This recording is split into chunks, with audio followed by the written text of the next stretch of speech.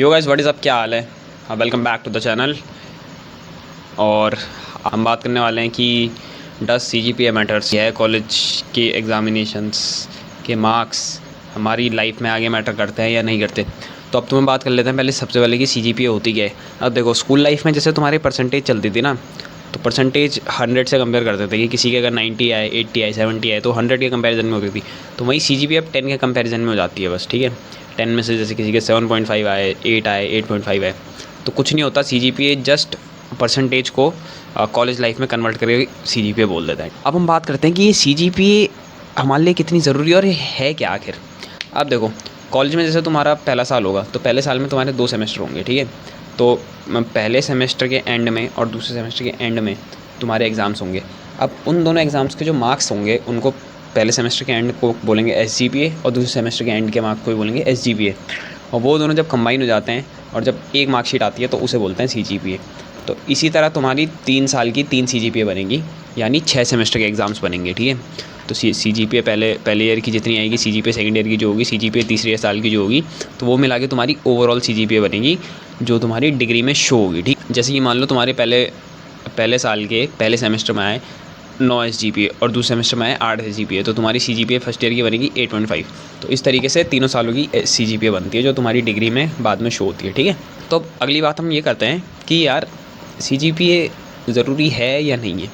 अब देखो, CGPA लाना कॉलेज लाइफ में इतना मुश्किल नहीं है, क्योंकि अगर तुम लोगों की खुद की यूनिवर्सिटी है और तुम लोगों की कॉपीज़ खुद ही तुम्हारे टीचर चेक करते हैं तो यार सभी की आ जाती है। वैसे भी मतलब सभी के अच्छे मार्क्स आ ही जाते हैं, तो इतना मुश्किल नहीं है CGPA लाना और इतना ज़्यादा मैटर करता भी नहीं है, क्योंकि तुम्हारे हाथ में जो स्किल सेट है या तुम्हारे पास जो स्किल सेट है वो ज़्यादा मैटर करता है। क्योंकि आगे भाई तुमने मार्क्स का कुछ नहीं करना, तुम्हें कहीं भी अगर काम करना है, तुम्हें अपना स्टार्टअप करना है, तुम्हें कोई भी ऑफिस वर्क करना है, कॉर्पोरेट में जाना है, तो वहाँ तुम पे जो टैलेंट है, तुम जो कर सकते हो वही मैटर करता है। ये किसी के मार्क्स मैटर नहीं करते, क्योंकि यार मार्क्स तुम एक दिन में पढ़ के भी ला सकते हो और सबको पता है कि कॉलेज लाइफ में हर कोई एक दिन में पढ़ के ही मार्क्स ले आता है। तो इतना वो नहीं है, इसलिए CGPA पे इतना ज़्यादा ज़ोर मत डालो, क्योंकि भाई ये आगे जाके कुछ फ़र्क नहीं पड़ने वाला ज़्यादा, ठीक है। अब हम बात करते हैं प्लेसमेंट्स में क्या रोल रहता है CGPA का। हाँ, तो भाई प्लेसमेंट्स में रोल रहता है CGPA का। अगर तुम्हारी कॉलेज प्लेसमेंट लग रही है या कॉलेज में प्लेसमेंट के लिए कंपनीज़ आ रही हैं, तो वो एक बारी के लिए ये बोलेंगे कि भाई मिनिमम इतनी CGPA जिसकी है उन सेलेक्टेड स्टूडेंट्स को बैठाओ इंटरव्यू में।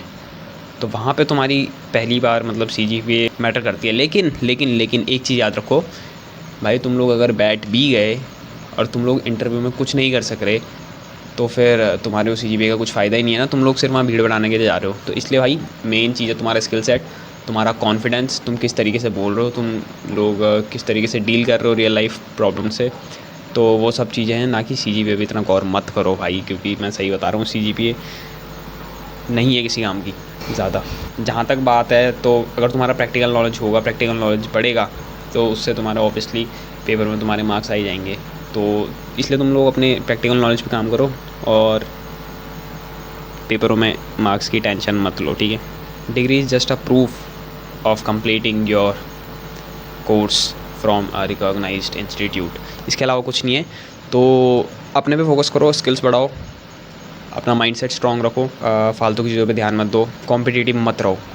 पूरी दुनिया से अगर तुम कंपटीशन करने लग जाओगे ना भाई, तो हमेशा तुम्हें अपने से बढ़िया कोई ना कोई दिखता ही रहेगा, ठीक है। तो इसलिए कंपटीशन दुनिया से मत रहो, अपने से कंपटीशन करो और CGPA पे ध्यान मत दो, स्किल्स बढ़ाओ।